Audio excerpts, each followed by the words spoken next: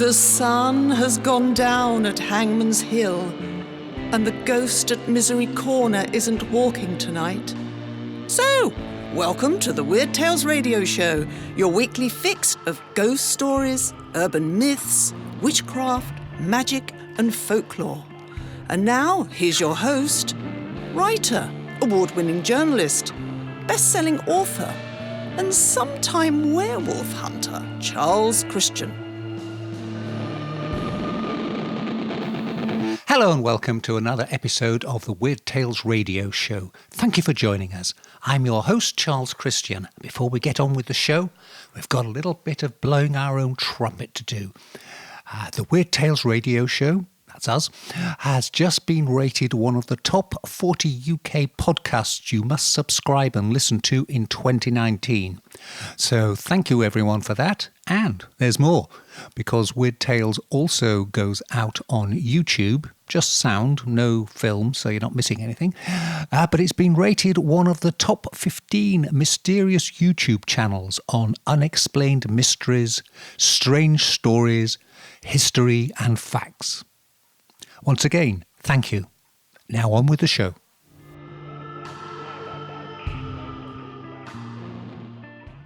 And here's Janie with a memorable date for us. Yes, hello again. Hello, nice indeed. to be back. And yes, I thought I'd just give you the heads up. In a couple of days, it will be Tom Midgley Day. You may want to celebrate. Or not. Who he? Well, it's the 129th anniversary of the birth of Thomas Midgley Jr. Don't get him mixed up with his dad. He gets very cross. And he's the American engineer and chemist. Mm-hmm. And I think he was born, 1889. Mm-hmm. Going back a little bit. Yes. But quite a profound influence on our world. Tell us more. Right. He's the man who, and I mean he did have the best intentions, unwittingly unleashed two major health hazards on an unsuspecting world. Tell me more. Right. J.R. McNeill, who is the environmental historian, said that Midgley, I quote, had more impact on the atmosphere than any other single organism in Earth's history. just dwell on that for a moment. While our lovely Bill Bryson has commented that Midgley possessed, and I quote, an instinct for the regrettable that was almost uncanny. Anyway, you can find his full story on Wikipedia, but basically it all began in about 1921. When he discovered that adding lead to petrol could prevent knocking in internal combustion engines. Uh-huh. Yeah, so Midgley himself subsequently, unfortunately, suffered severe lead poisoning. But undeterred, the motor industry decided to shift to leaded petrol, presumably because, for commercial reasons, I imagine. Then, not content with this, a few years later, Midgley headed the team that developed Freon and, other CFC gases as refrigerants and aerosol propellants. So, we all know what they've done, don't we? Yes, punching a large hole in the ozone layer. Yes. Just ask any polar bear, they'll tell you. So, there he is. He's also contributed to lead pollution and ozone pollution in the atmosphere, which they think is going to sort of do for us by 2040, I think was the last time. Then he devised his third and final invention, which was he contracted polio in 1940. I should say that. His final invention was a system of ropes and pulleys to help others lift him from his bed. But, unfortunately, in early November 1944, he became entangled in his own contraption's ropes and died of strangulation. So that didn't go so well. Sad, but there we are. Yes, a classic example of the way to hell is paved with good intentions. Yes, something like that. Anyway, that's that. Brilliant. Thank you very much.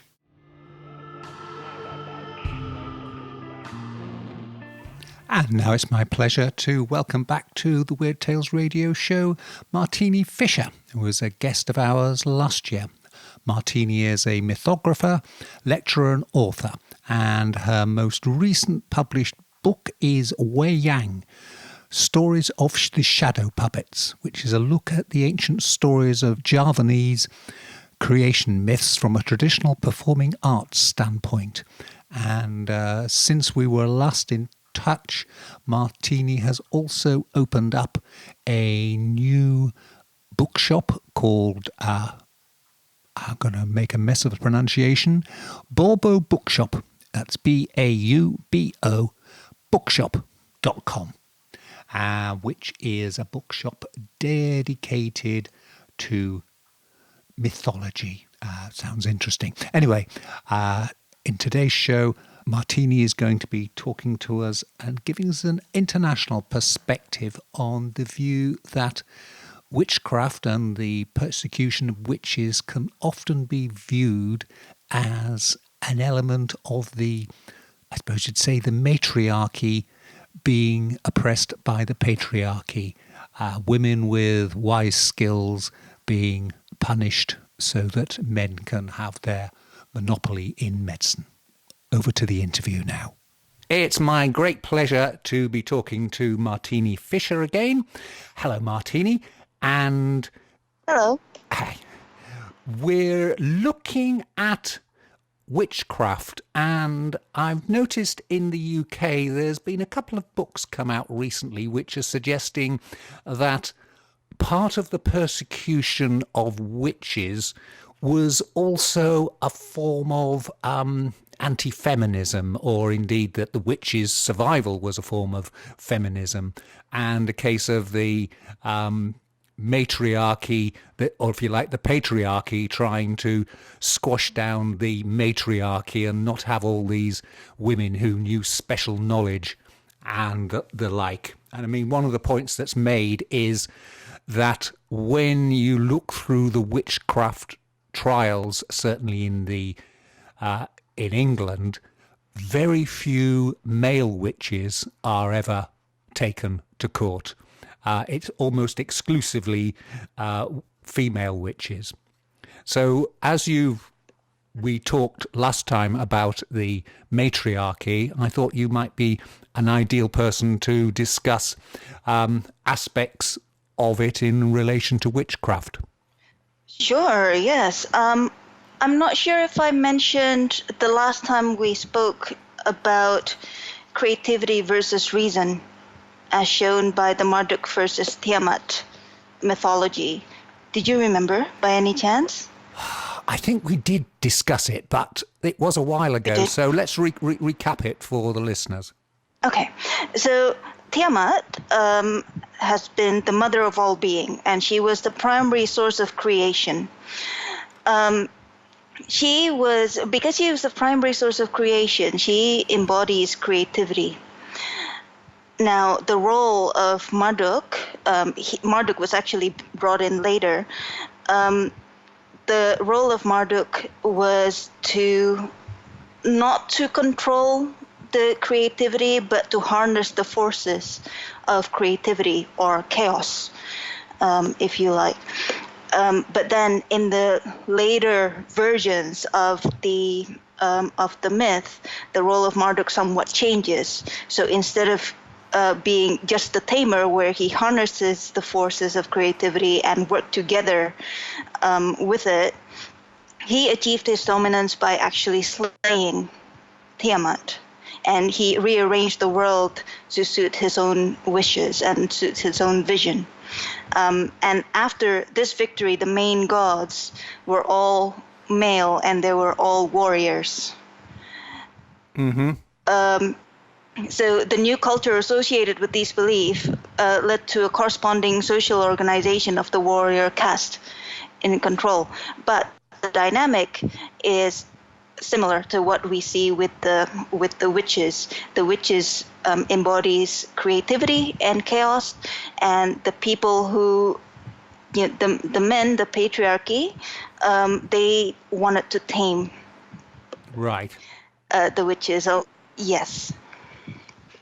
Yep.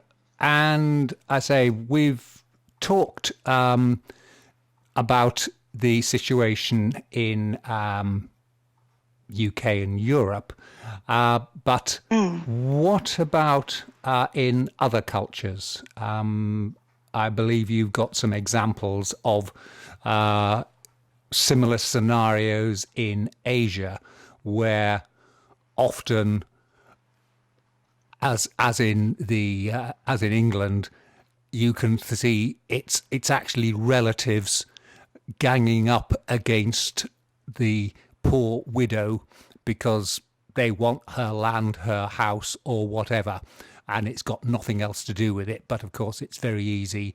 And obviously, in the England, we're talking of 300 years ago, but it's very easy to say, "Oh, she's a witch," rather than, it's unfair that she's still sitting in Grandad's old house. Is there a similar scenario that crops up in Asia?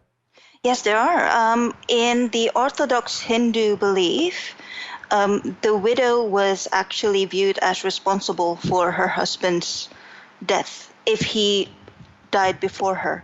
And this was due to her sins in previous life, if not for the present. Because in the normal courses of event, the wife was actually expected to die first. Yeah. And so this led to a practice now it's being outlawed, but the practice of sati, it was based on the ancient Hindu belief that women are by nature sexually unreliable. So they're not capable of leading chaste lives without a husband to control them. I think it's quite similar with the witches as well. Usually the people that is being looked at as witches, they are older. Usually they're widowed, or if they're younger, they're not married, or if they're married, children. Sorry, could you just say that last little bit again? There was I lost the sound momentarily. About you saying if they were young and unmarried, they don't have children, or children and the husband doesn't really, they don't really take center stage in their lives. Right. Yeah. And also early South Indian literatures actually portray women as imbued with sacred power that becomes especially dangerous after the death of her husband. Right.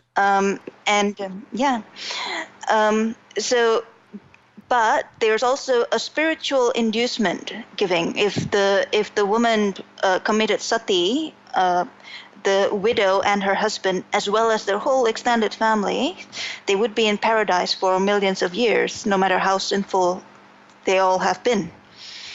And also for the surviving families, they will have prestige and also some benefits as well. And like you mentioned, usually the common deciding factors were the ownership of wealth or property, because all of the possessions of the widows devolved to the husband's family upon their death, whether it was her own personal possession or the possessions acquired by her through her marriage. Right. Yeah, you can't help but think that that's awfully unfair, isn't it? Yeah. It is a little bit. Yeah. And any other Asian cultures have a similar approach? I suppose what we'd now call a chauvinistic approach. Well, there is this thing about. I'll talk about ancient Greek for a little bit. Yes. There's a famous story in ancient Greece about a young woman called Agnodyse, and she this is a semi-mythical story. She wanted to become a physician because but the women practicing medicine in her time, 4th century BC, faced the death penalty. Right. But not long before she was born, women had something of a monopoly on female medical treatment because childbirth was overseen by those female relatives or female friends. And those who had a particular talent became known as Maya or midwife. So, but the thing is, over time, when this practice began to flourish, women didn't just want to practice safe delivery. They began to accumulate an impressive learning on how to teach women about contraception and how to teach women about keeping their pregnancy safe, or if necessary, teach women to be more informed about abortion, that sort of thing. In the patriarchal society, however, there's an anxiety over lineage and heirs. Yeah. So the amount of reproductive knowledge of midwife and the degree of sexual independence that offered to women was deemed an enormous threat. So then after that, the men started thinking, oh my goodness, this woman will have the potential to sabotage my lineage. I might not have a boy or a girl or someone to continue my bloodline. So for a while after the Hippocratic Treatise was composed, the female monopoly of childbirth was breaking down, and the midwife became more and more handled by men. And also the Hippocratic corpus also went further by indicating that women's physiology made them susceptible to problems that would cause symptoms of irrationality, which made them unsuitable to be physicians.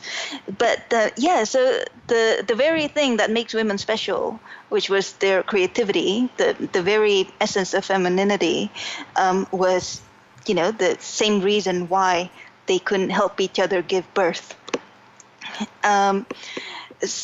But the thing is, because now by this time men took over the gynecological profession, it was a society that still highly valued female modesty in women. So it was very uncomfortable, and the women refused to let male physicians perform examinations or help with the delivery. So deliveries of babies became very dangerous.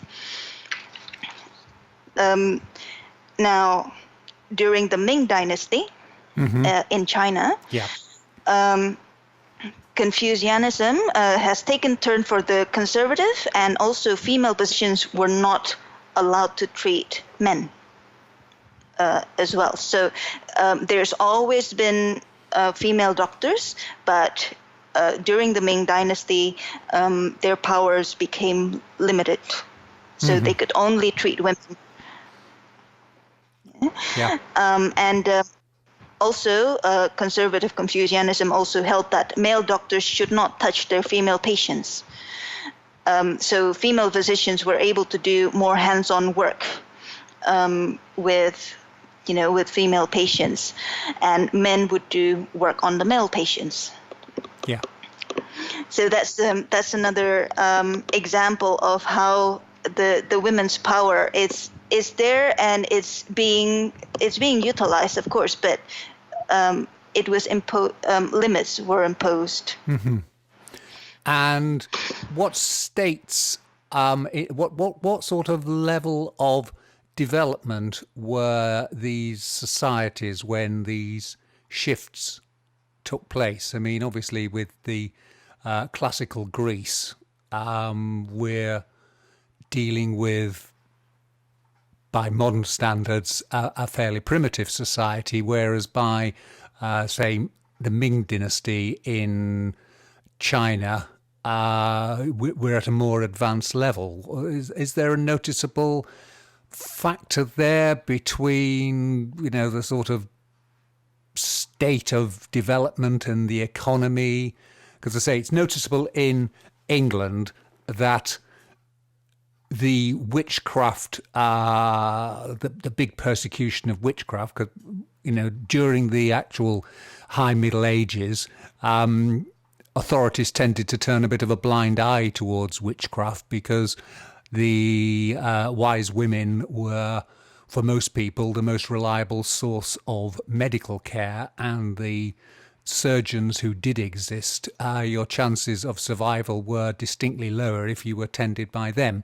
However, it's interesting that as we start heading towards a more capitalist society in the 17th century and the first starting of, almost industrialization, where money and finance start to becoming key factors, we suddenly have this interest in witchcraft, whereas previously it hadn't cropped up. Right.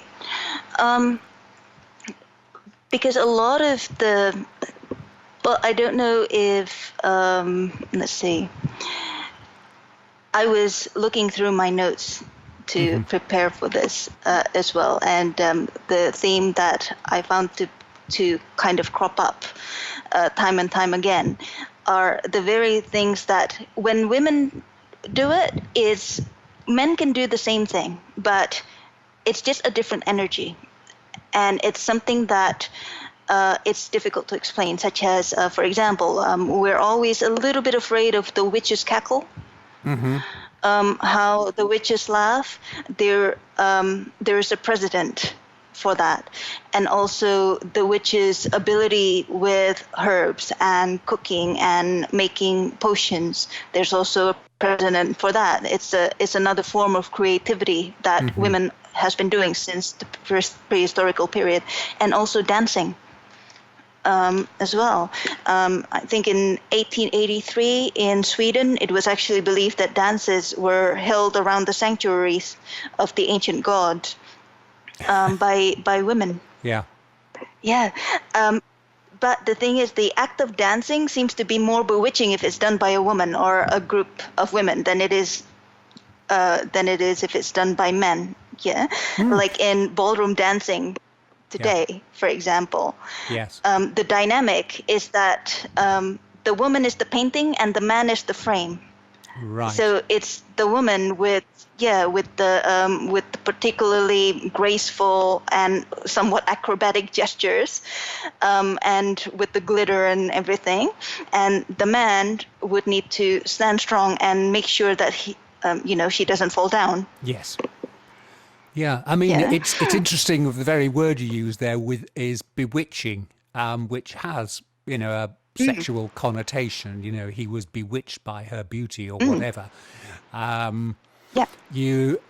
don't think I've ever read of a woman being bewitched by a man at all. It's definitely, yes, as you say, yes, interesting little bit of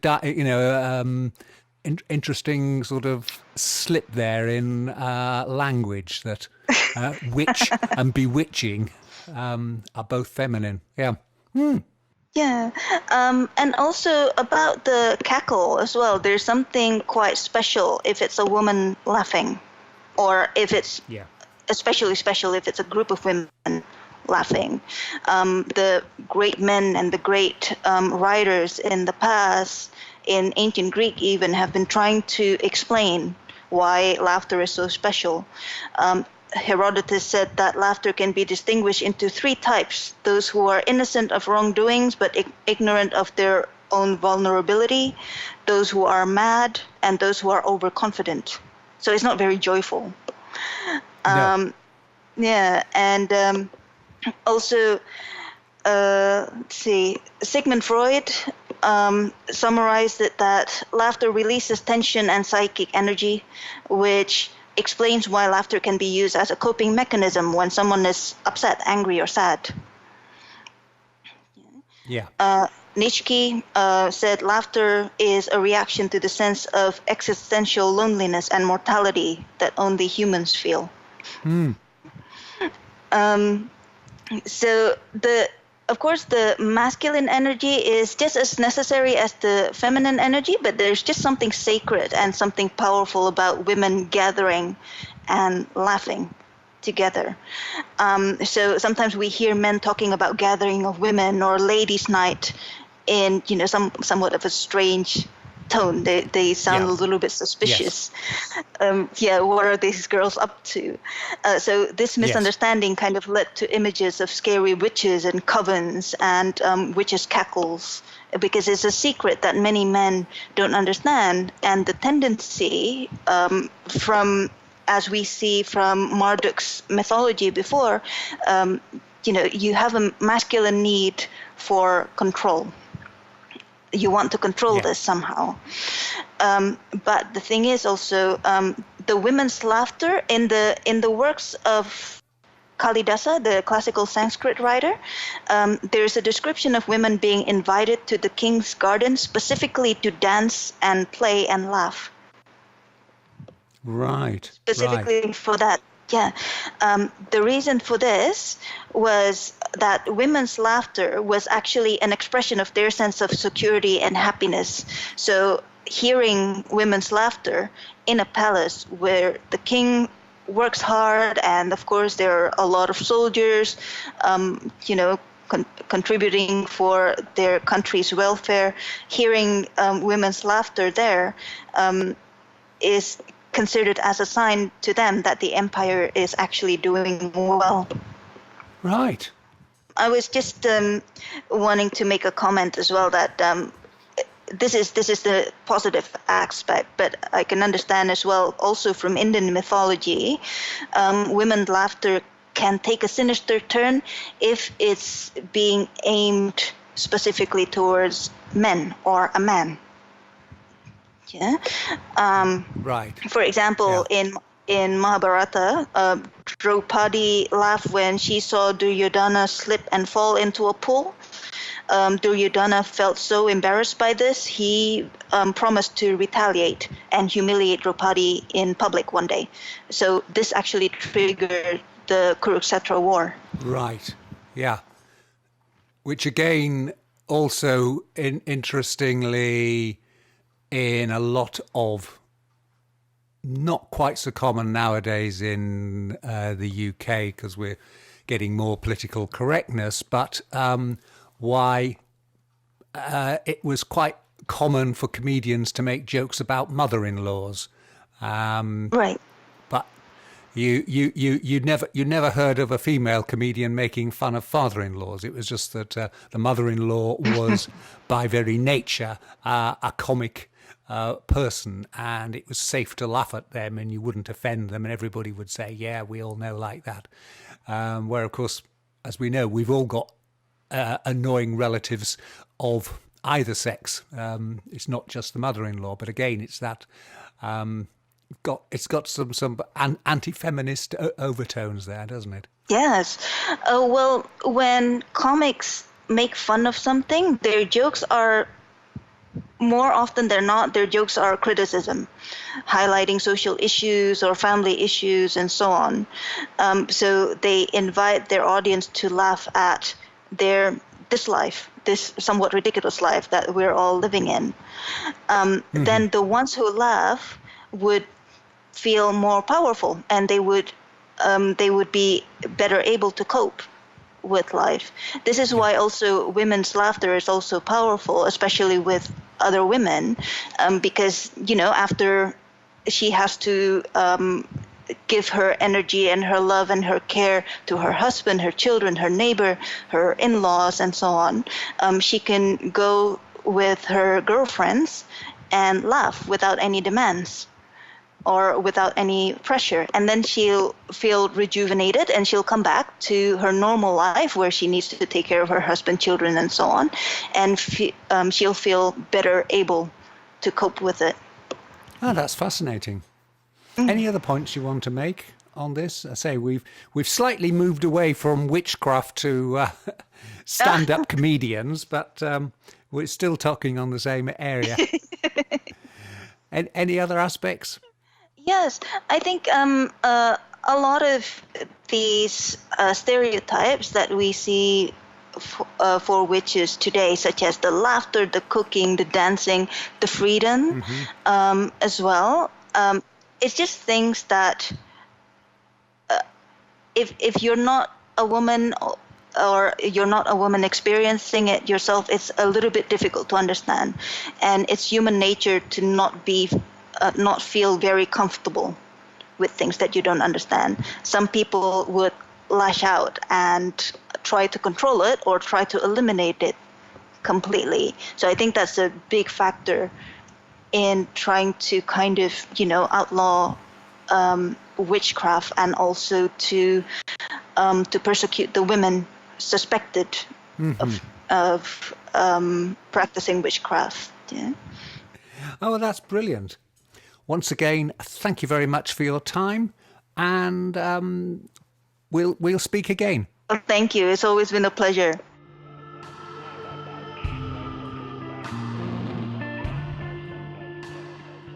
And that's it. We're out of time. Not even time this show to squeeze in a little story. So thank you very much for joining us. We hope you'll join us again next time. It's Charles Christian here signing out. And until the next time, stay well, stay weird. Good night. Black Shuck, the demon dog of East Anglia, is baying at the moon, which means it's time for us to go. You've been listening to the Weird Tales radio show with Charles Christian, your weekly fix of ghost stories, urban myths, witchcraft, magic and folklore. You can keep in touch with us online at www.weirdtalesradio.com, by email to weirdtales@icloud.com, and on Twitter @urbanfantasist. Join us again next week for another edition of the Weird Tales radio show. Good night. This podcast is a part of Straight Up Strange Productions. Discover more shows like this one at straightupstrange.com.